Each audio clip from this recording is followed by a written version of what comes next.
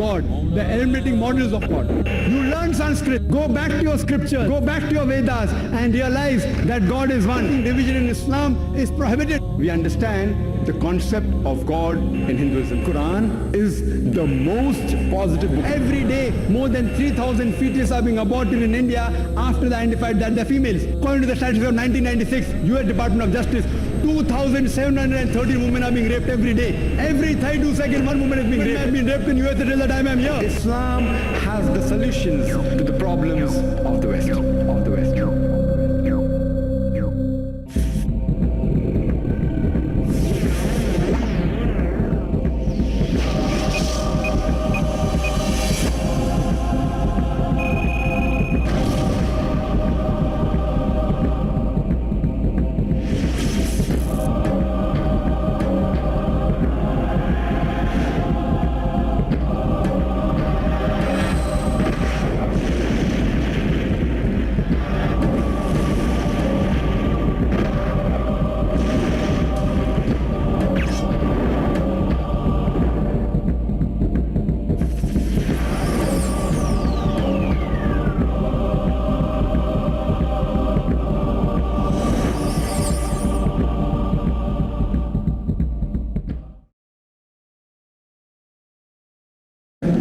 Hi, Dr. Zakir Naik. My name is Sinto John. I work for RAK Ceramics as a sales executive. I'm a Christian and a strong believer in Jesus Christ as my God. I am well aware that all Muslims do consider Jesus Christ to a high regard as a prophet. My question is regarding the issue on prohibition of pork in Islam. My first question is, do you consider all the words of Jesus and the miracles performed by Jesus as mentioned in the Bible? And if so, let me explain to you one thing. The premise in which Christians believe that pork or no food is prohibited is from the gospel, when Jesus says that whatever comes into you goes out of you, but what comes from your heart is what makes a man pure or impure. So if you consider that, then why do you think, and if you consider Jesus as a prophet, then why do you say that pork is prohibited in Islam? And if not, what do you think Jesus meant by when he said that? Before I answer the question, I'd like to welcome the chairman of the Dubai International Holy Quran Award, Mr. Ibrahim Bumala, and also the deputy chairman, Dr. Saeed, for giving us a wonderful opportunity and making us available this hall till so late also, mashallah. I'd like to thank him, and I pray to Almighty God that he gives more opportunity for people of Dubai to hear such lectures, and so that more and more people get hidayah. And inshallah, the thawab of the people accepting Islam will also go to the Dubai International Quran Award, inshallah. To Dr. Ibrahim Bumala and also to Sheikh Muhammad, inshallah. There was asked the question that, do I believe in the miracles of Jesus Christ mentioned in the Bible? Brother, I believe whatever is mentioned in the Bible, if it matches with the Quran, I believe in it. If it goes against the Quran, I disbelieve in it. If it does not go against, does not match, it is ambiguous. Whatever is matching with the Quran, I believe in it. As far as the second part of the question is concerned, that you say regarding the prohibition of pork, it has been nullified because Jesus Christ, peace be upon him, says, whatever comes in to you goes out, and main thing is from your heart. How does this nullify? You fail to realize that means you are not reading the Bible. Jesus Christ, peace be upon him, said in the Gospel of Matthew, chapter number 5, verse number 17 to 20, it says, think not that I have come to destroy the law of the prophets. I have come not to destroy but to fulfill. I have come not to destroy but to fulfill. Whosoever shall break one jot or tittle from the law, he will be called least in the kingdom of heaven. That means you cannot break one jot or tittle from the law. That's what Jesus Christ, peace be upon him. Now you pick up another verse and says, what comes into you goes out, what is from your heart, you can have pork. Where does it mean you can have pork? You're contradicting your God, Jesus Christ, peace be upon him. It says, think not that I have come to destroy the law of the prophets. I have come not to destroy but to fulfill. Unless the heavens and the earth pass away, not one jot or tittle can pass away from the law until they are fulfilled. And whosoever shall break one law or tittle, he shall be called least in the kingdom of heaven. Whosoever shall keep it and teach men the same, they shall be called great in the kingdom of heaven. Unless your righteousness exceeds the righteousness of the scribes and the Pharisees, in no way shall you enter the kingdom of heaven. So if you want to go to Jannah, you have to be better than the Jews. You have to follow each and every commandment of Moses, peace be upon him. This is the teachings of Jesus Christ. Gospel of Matthew, chapter number 5, verse number 17 to 20. Okay, if that is so, then what do you think he meant when he said that whatever you eat comes in, whatever comes in out and goes out of you, what is from your heart is what decides what is pure or impure? It is simple. What comes in goes out. What's the problem in that? No, whatever you eat goes out. Is there any problem in that? No, it was asked in relevance when Jesus' disciples were questioned by the Jews that why are they not following the traditional ceremony of washing their hands before eating food. That's when Jesus replied that don't you understand that what you eat doesn't matter if it is pure or impure. What you eat, it goes into you and comes out of you. He didn't say it doesn't matter what you're eating is pure and impure. That's your saying. It's not mentioned in the Bible that way. No, it is mentioned in the Bible that what you Does eat... it say that whether what you're eating is pure or impure doesn't matter? Does it say that? No, it doesn't say. I'm sorry. So please don't put your words in the Bible, please. Fine. But what I'm quoting is verbatim. fine. You can check up. I'm quoting from my memory. I don't have the Bible in front of me. But you're saying, you're putting your words into the Bible. No, but he definitely said that what you eat comes out of you. Of course, what you eat has to come out. What you eat has to come out. We are human beings. He wouldn't simply state that for, I don't know, for no It is man's simple. sake. What you eat comes out simple. Your heart means it is from your heart. That means your heart should follow the commandment. No, Because what Jesus Christ, peace be upon him, said earlier, don't break one jot or tittle. So if your heart is in it, you will not break a single jot or tittle. Simple explanation. Fine, You but don't have to be a doctor of divinity. He was trying to prove the Jews wrong by saying that it is not important. No, not at all. He wasn't trying to do that. That's what you think. That's what the church tells you. It's plain black and white. No, Jesus said you cannot break one jot or tittle from the law. So where is he telling the Jews to break the law of Judaism? He's not telling that. He is not giving any indication for the Jews to break the laws of Judaism. He is telling them to obey. It is your understanding of the Bible. Nowhere does the Bible say that. He did think that the Jews were not completely obeying the laws. Correct, I agree with you. They were not completely obeying because they did not believe in the fulfillment of the Messiah. Because the Jewish scripture says there's a Messiah to come. We Muslims, we believe in it. The Jews don't believe. So he was trying to explain to them, I am the Messiah. But that doesn't mean he was trying to break the laws of the Jews. He was trying to fulfill. Think not that I have come to destroy the law of the prophets. I have come not to destroy but to fulfill. Simple. I am asking you, do you have pork, brother? I'm sorry? Do you have pork? Yeah, occasionally. That means you're not a good Christian. You're not a good Christian. Even occasionally you break one law or tittle, you shall not go to Jannah. Not Quran says that, Bible says that. Even if you have pork and you break one law or a tittle, you shall not go to paradise. You shall not enter eternal life. And you said that you are a practicing Christian. You said you believe Jesus Christ is God. I don't believe Jesus is God, but I follow his teachings. I love him more than you. This is what Jesus said. It's from the heart. This is the explanation of your words. It's from my heart. I love him. I love Jesus Christ. Peace be upon him. Do you? I don't think so. It is theoretical, not from your heart. Verbally, yes. No, I do, very strongly. So if you strongly believe in Jesus Christ, peace be upon him, why are you disobeying him? Why?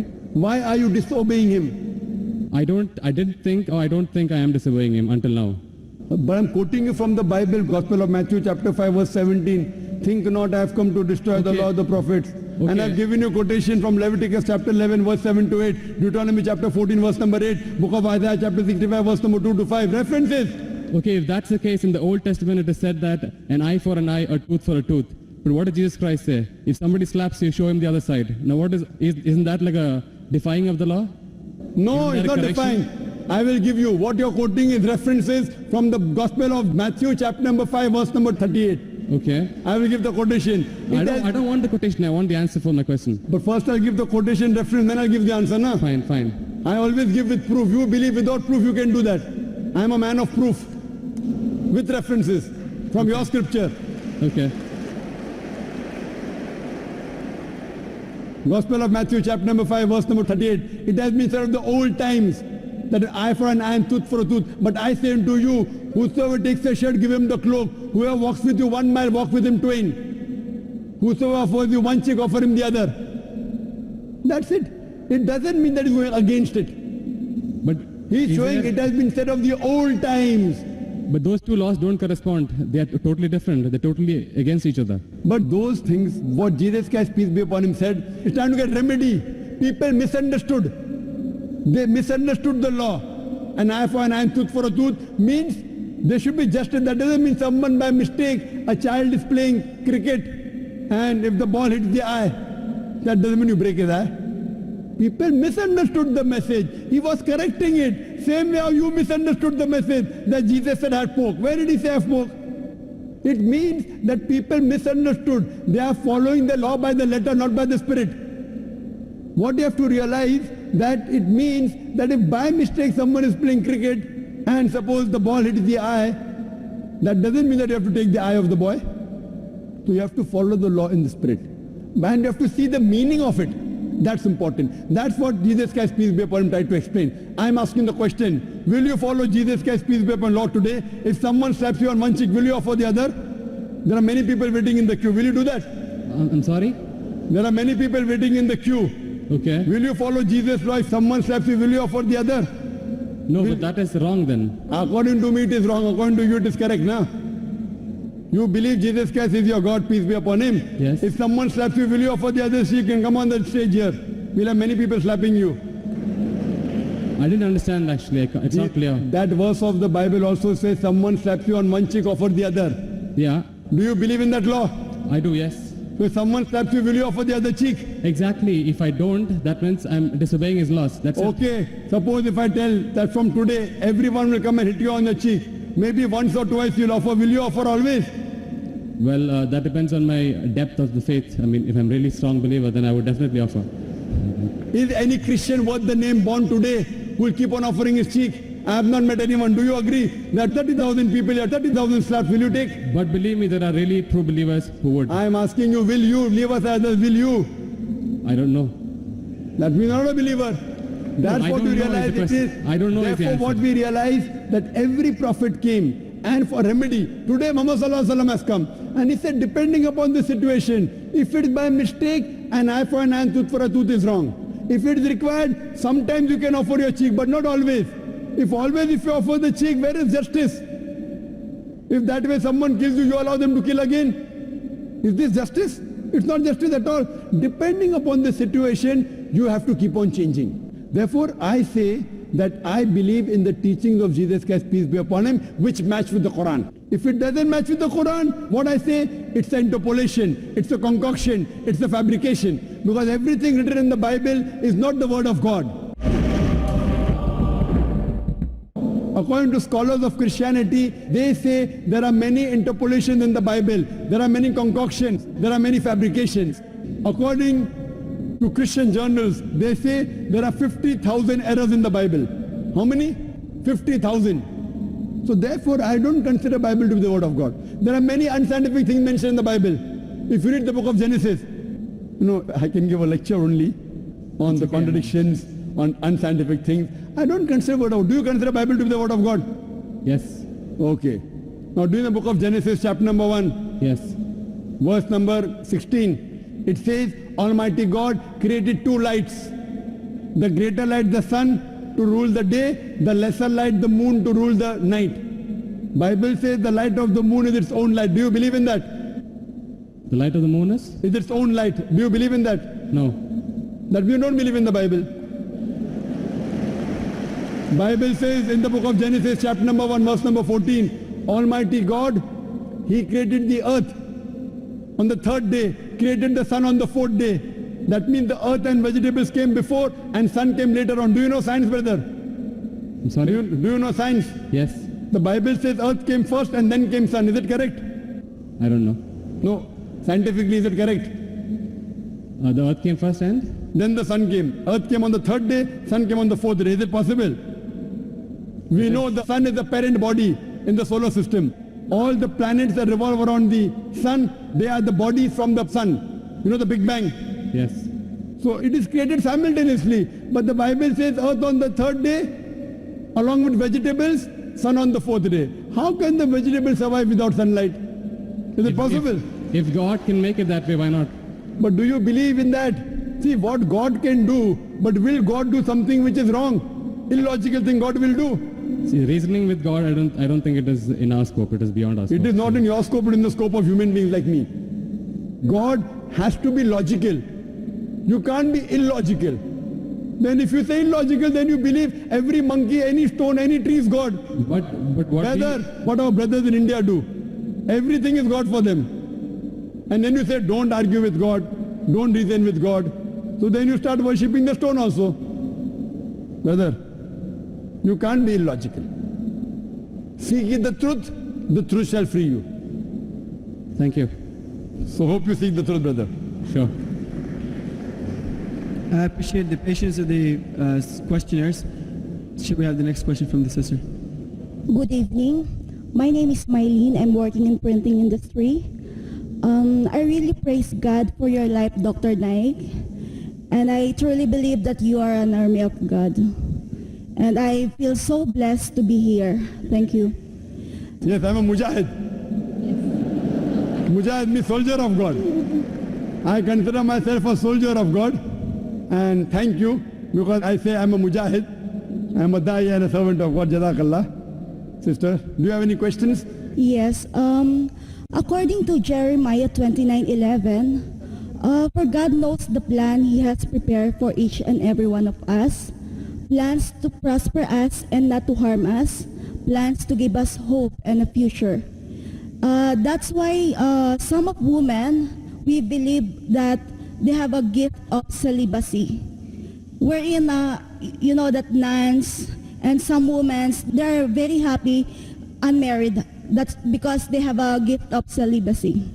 Now, Islam believe on that, and if not, what is the best motivational verse that you can give, which is based in Quran, for those women who is second, third, or fourth wife? Sister asked a question, quoting Jeremiah. She said that the future is with God and some women are blessed to be celibacy. That means they should not marry.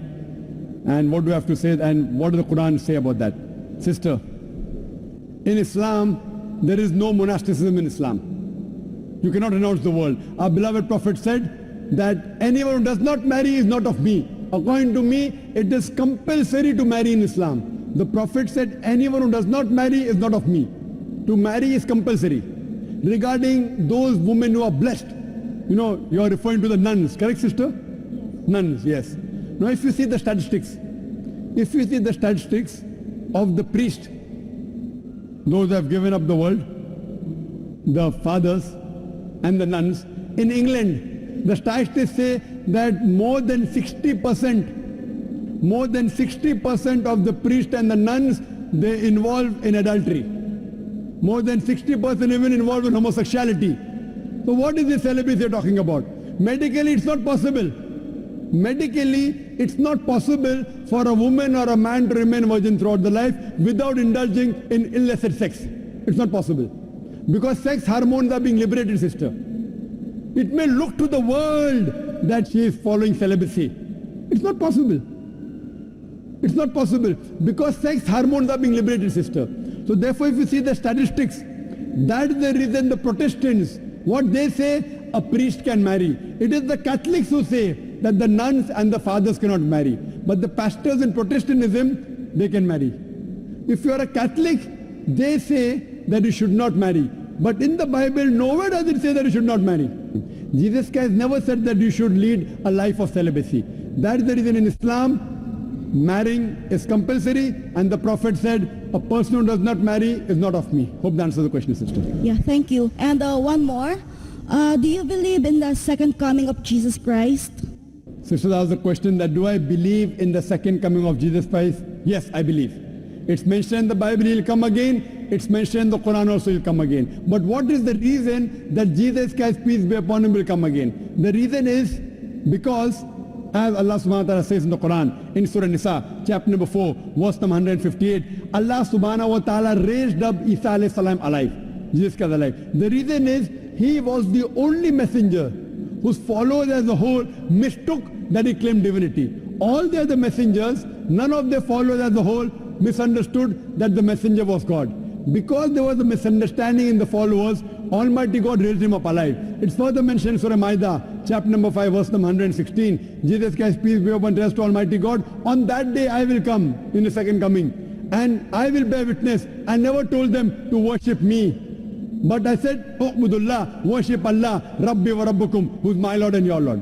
He will come in the second coming to testify to the Christian. He never told them that worship me. He never said that he was Almighty God. So he'll come in the second coming to testify to the Christian that this is a big mistake. Same thing is mentioned in the Bible, in the Gospel of John. On that day, when people will come, "Oh Lord, oh Master, did we not do wonders and miracles in your name?" So Jesus Christ will say, "Ye men, you depart from here. I don't even know you." So Jesus Christ will say, "I don't know these people. You did miracles in my name. I don't even know you." So he never claimed he was God. In his second coming, he will clarify this misconception. That's the reason God kept him alive in his second coming, so that no one can say that Jesus Christ, peace be upon him, claimed divinity. Hope that answers the question, sister. Thank you. And one last question. Makkah is the same as the Holy of Holies in the Bible? Makkah. Yes. Yes, there is mention of Makkah in the Bible. If you read in the book of Psalms, chapter number 84, verse number 4 to 7, it says that blessed are those people who travel to the valley of Bakkah. Now, Bakkah is another name for Makkah, which is mentioned in the Quran in Surah Al-Imran, chapter number 3, verse number 96. The first place for worship was Bakkah. So Bakkah is another name for Makkah, which is also mentioned in the Bible, that blessed are those people who travel to the valley of Bakkah. Hope that answers the question, sister. Thank you very much.